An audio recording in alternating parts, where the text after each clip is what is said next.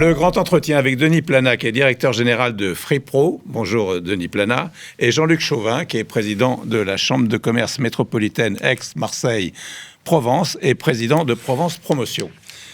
Bonjour à vous deux. Pouvez-vous nous expliquer plus en détail vos activités respectives ? Allez, donc Provence Promotion, c'est l'agence d'attractivité du territoire. C'est-à-dire que c'est l'agence qui est chargée d'aller chercher les entreprises qui veulent s'installer dans notre territoire. C'est la troisième agence française, donc les trois premières. C'est à peu près 50% de projets qui sont des investissements d'entreprises étrangères. C'est qu'à peu près 80 entreprises installées chaque année pour 2000 emplois nouveaux, donc qui viennent alimenter le développement économique de notre territoire. Alors pourquoi Marseille est une ville attractive pour les entreprises ?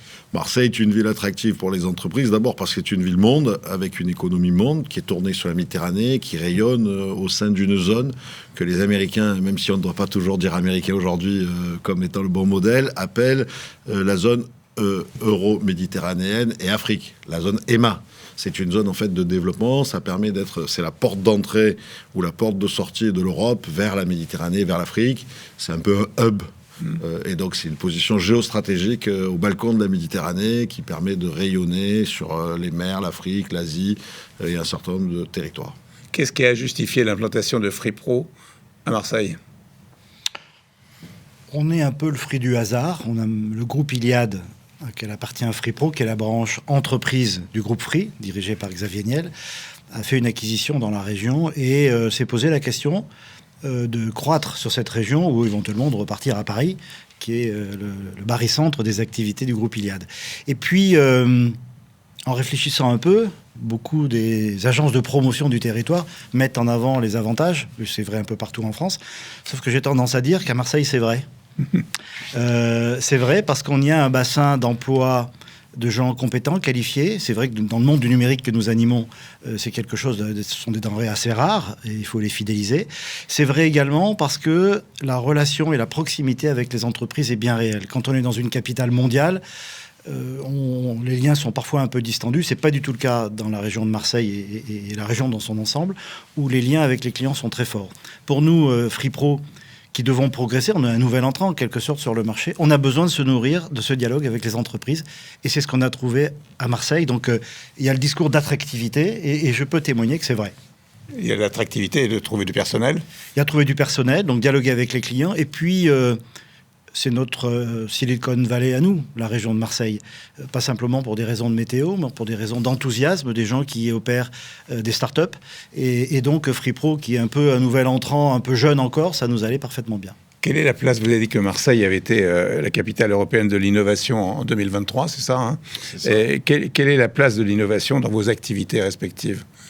Nous, en fait, parmi les secteurs d'activité qui sont les secteurs d'avenir sur Marseille, vous avez la chance d'avoir aujourd'hui 18 câbles sous-marins qui arrivent pour amener les données numériques du monde entier, ce qui fait que ça place Marseille en 6e position des métropoles mondiales, des hubs mondiaux. D'ici 2030, on sera une 30aine de câbles, donc ça permet de voir une évolution de l'activité. Donc l'activité en innovation numérique autour de l'intelligence artificielle, autour des métiers comme ceux de Denis. Deuxième innovation très forte sur le territoire, ou deuxième secteur d'activité innovant, c'est tout ce qui est la santé, en particulier l'immunologie. Marseille a été retenu dans le cadre des projets de France 2030 pour faire partie du MIB, Marseille Immuno-Biocluster, avec 97 millions d'euros de mis en place par l'État français pour développer la recherche scientifique. Personne ne sait, mais c'est à Marseille que le sida a été découvert.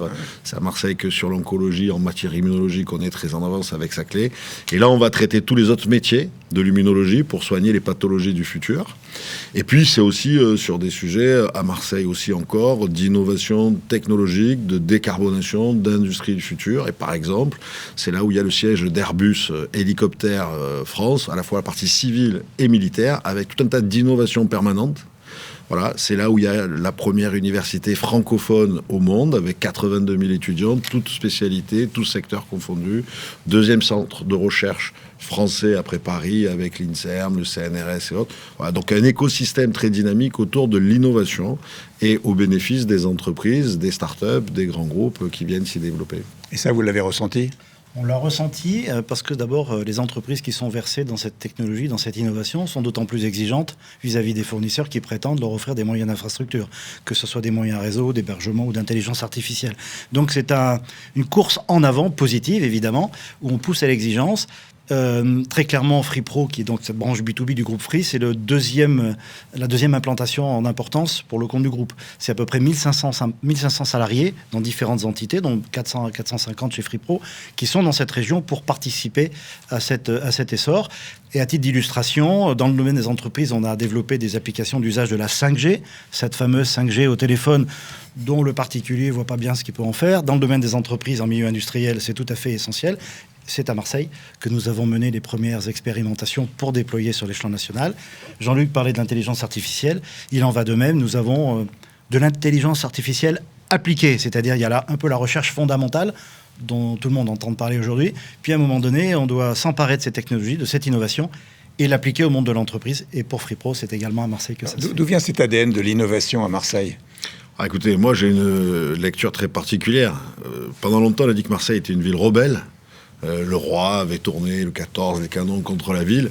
Je pense que ce côté rebelle est le gène de l'innovation. C'est-à-dire, c'est le fait de se demander tous les matins pour aller d'un point A à un point B, par où je vais passer pour essayer d'améliorer. C'est ça l'innovation. C'est quelque part essayer en permanence de trouver mieux, de faire mieux. Et oui, il y a un gène de l'innovation qui est probablement lié aussi à cette position autour de la Méditerranée, à ce mélange de populations que j'appelais tout à l'heure ville-monde, multiculturel, qui permet de faire des brassages et d'échanger un certain nombre de sujets. Alors on va voir les chiffres qui vous concernent avec Virginie Mas et on se retrouve juste après. Chaque année, Provence Promotion attire entre 70 et 80 entreprises et participe à la création d'environ 2000 emplois. La métropole Aix-Marseille, quant à elle, c'est plus 31% d'investissements directs étrangers et plus 116% d'emplois créés entre 2021 et 2023 par rapport à 2017 et 2019. En ce qui concerne FreePro maintenant, l'entreprise travaille avec 700 collaborateurs et a réussi à développer son portefeuille avec 70 000 nouveaux clients en 3 ans. Enfin, l'opérateur dispose de 10 agences en France. Donc vous avez 10 agences en France. Absolument, on est sur l'ensemble du territoire national, on est évidemment à Paris et dans toutes les grandes métropoles régionales, mais on a souhaité maintenir, en tout cas développer le siège social de FreePro à Marseille, justement pour ces sujets d'innovation et pour répondre à la question de pourquoi Marseille.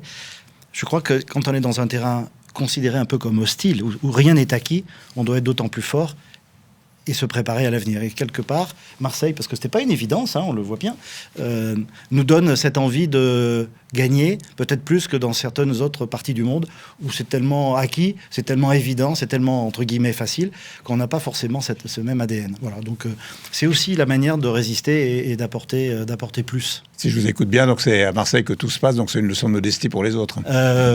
C'est une leçon de, quand c'est pas facile, on se bat davantage. Ouais, c'est vrai. Bien sûr, c'est évident. Et puis, en fait, Marseille a progressivement, depuis un certain nombre d'années, accueille des grands événements, évolue depuis une dizaine d'années. C'est pas toujours l'image qu'on se fait de Marseille à Paris, mais c'est l'image qu'on se fait de Marseille dans le monde. C'est pas un hasard si régulièrement des titres internationaux de journaux, notamment américains ou autres, placent Marseille sur ces grandes villes, ces grandes capitales à visiter, à venir accueillir ou autre. Voilà, donc en fait, en réalité, la perception est parfois un peu différente de celle que l'on a à la capitale. Vous avez des projets communs à venir ? Ensemble, on voudrait gagner le championnat de France de foot ? Ça peut être un projet, non, mais on a plein de projets, bien sûr. On a des projets communs sur l'innovation, on a des projets communs sur l'intelligence artificielle. Et ce qui nous manque aujourd'hui, peut-être pour aller plus vite encore dans cette compétition mondiale, c'est d'attirer des grandes écoles, d'attirer des jeunes talents. Et on voit bien d'ailleurs aujourd'hui que beaucoup de jeunes qui sortent des grandes écoles françaises ont envie de venir dans une ville-monde, ont envie de participer chez nous ou ailleurs dans le monde. Et pour vous ? C'est la même chose. Je pense que des talents, notamment dans l'ingénierie des technologies nouvelles, en matière de cybersécurité, par exemple, en matière d'intelligence artificielle, le monde est ouvert devant nous. Il y a tout à construire, tout à faire. Et on a besoin de ces talents-là. Donc le monde de l'éducation, au sens universitaire ou école d'ingénieur, est un premier pas.